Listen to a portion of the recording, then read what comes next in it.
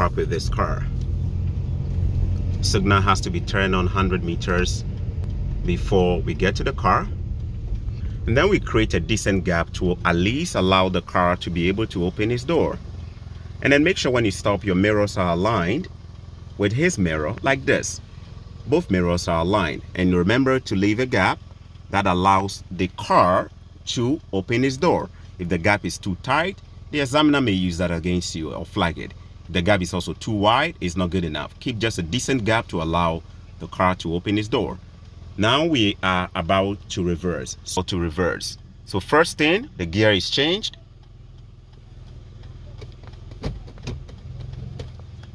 And then after that, the blind spot is done to both sides. And then carefully watch. Now with the blind spot already done, no turning is done here. No turning of the steering should be done here. I recommend do not turn your wheels here. A lot of videos on YouTube will tell you to turn your wheels. Here is the real problem. If you turn your wheels here, it's only good enough if you're using a smaller vehicle to parallel park. In other words, if the vehicle you're practicing with, this one, is small enough, you turn your wheel here, there will be no problem. But the moment you get a big size vehicle or a longer vehicle, when you turn your wheels right, when you line up like this, you have a real chance of collision. So I recommend, to be on the safer side, do not turn your wheels when you are lined up and your mirrors are squared up like this at the front door. Remember, don't turn your vehicles here. It's safer. What we're going to do is this. First, the signal stays on to the right. You do your blind spot to your left and to your right. Without a blind spot, it could be flagged as a major violation. And then what do? You move back without turning your wheels. So you just move back. You're just creeping back without turning until you are able to see the number plate of the vehicle. The moment your eyes can fully see the number plate, please stop. Remember, we didn't turn our wheel. And then what do we do here? Basically, we are going to start a turning here. So you do one rotation to your right. No, she's turning it to the wrong side. Turn it to the right. So one rotation to the right. Remember this, only one rotation to the right. And then after doing that, you're basically going to move on to your back tires, which you can see is about 3 feet away from the curb, and you stop. Watch it carefully. The back tires, which you can easily see in the mirror, should be about 3 feet away from the curb, and then you stop. And then what do? You basically turn your steering one rotation to the left. Just one rotation to the left. And then you move back.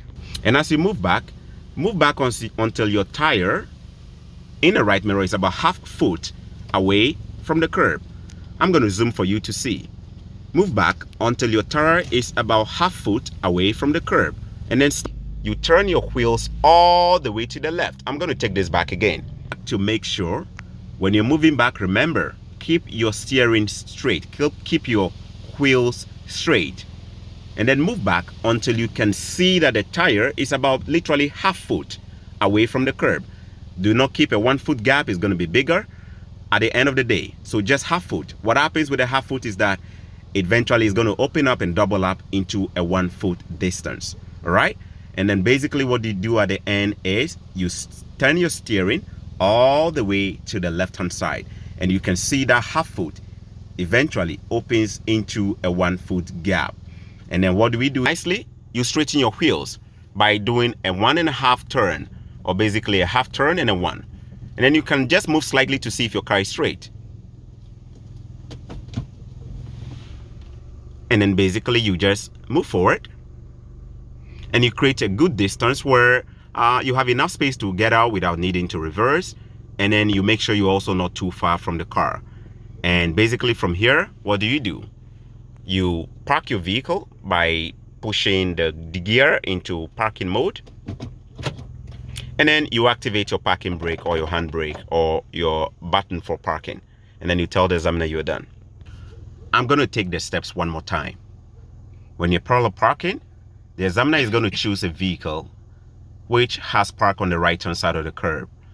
And the examiner is going to make sure that there is no car at the back of the vehicle and it has a lot of space at the back. Whilst you are approaching the vehicle, please turn your signal on to the right.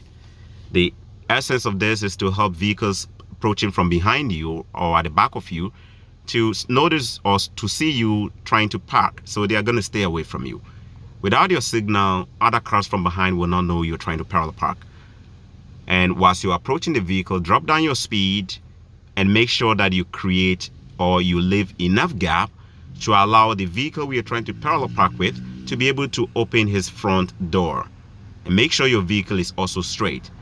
And make sure your front mirror aligns with his front mirror as well, with a decent gap in between to allow him or her to open his door. Having done that, now you are all set to do your reversing. Now we deliberately use a small size car or a compact vehicle. Compact vehicles are small cars. They are not too long. They are not too tall as well. Pretty short. Now with compact vehicles, I say that there is a chance you may not have a collision if you turn right at a point where your mirrors aligned with his front mirror. But I do not recommend turning your wheels there. The reason being that a lot of students ready to take their road test will be practicing with compact vehicles most of the time. On the test date, if the examiner chooses a vehicle which is a little bit longer, it turns to mess them up and they struggle. So to be on the safer side, do not turn your wheels when you line up with his front mirror. Instead, shift your car or your gear into reverse mode. Do not move. Do a blind spot check to both your right side and to your left. Blind spot basically means turning your neck all the way to the back corner to be able to see that there is no vehicle coming. At this point, your signal is still on. And what do you do next? You basically just have to creep back slowly until you can see the plate at the back of the vehicle that you are parallel parking with. When you see the plate, please stop. Also remember, when you're doing this, you don't want to be turning your wheels. Your wheels at this point is still straight.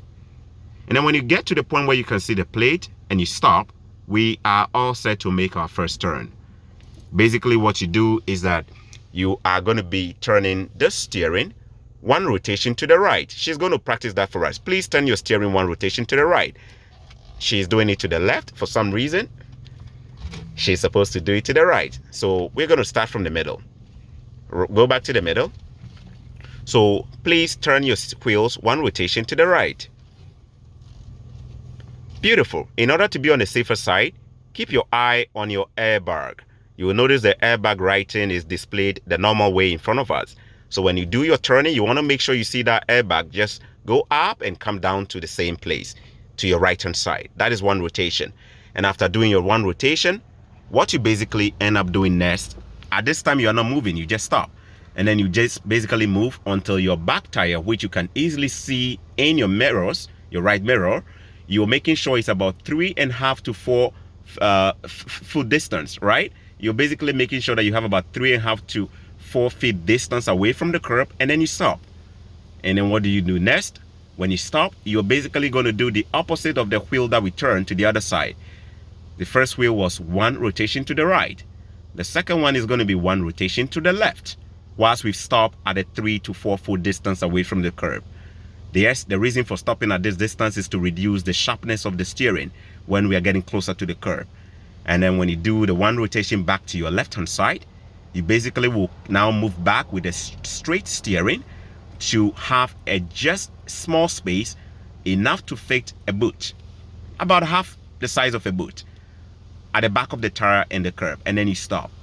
And then when you stop there, you basically will turn your steering all the way to the left without moving. And then after turning the steering all the way to the left, you move back and you'll notice your car will eventually create a beautiful 1 foot gap away from the curb, which is ideal for a road test. And then the next thing you do is just to straighten your steering or your wheel, and then ask yourself whether the gap between you and the car in front of you, which we're probably parking with, is good enough or not good enough. If it's not good enough, you decide what you do, either by going forward to close the gap, or if it's too close, you go back a little bit to close to keep the gap at a decent gap. And the next thing you do is to park your vehicle and activate your parking brake and tell the examiner you're done. We use a small car. We're going to be using a big size car just to prove that this works for all cars. Remember, with this method, it works for all cars. Small cars, medium cars, longer cars, buses, trucks, it works. When you take this method to your road test, you're going to notice that you can do it with any car. Most videos on YouTube will only use a small size car. On the test date, your life will be screwed if you get a big size car. Try this method and let me know what you find in the comment section if it helps you. All right. Thank you. We're moving to the next car.